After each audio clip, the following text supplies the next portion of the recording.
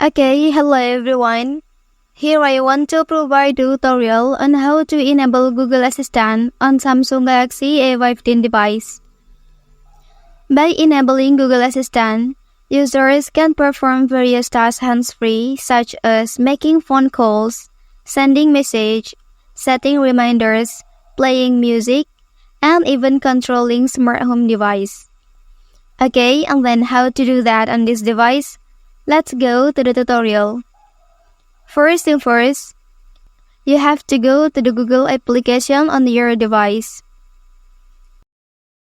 Well, after that, click on profile icon at the top right corner.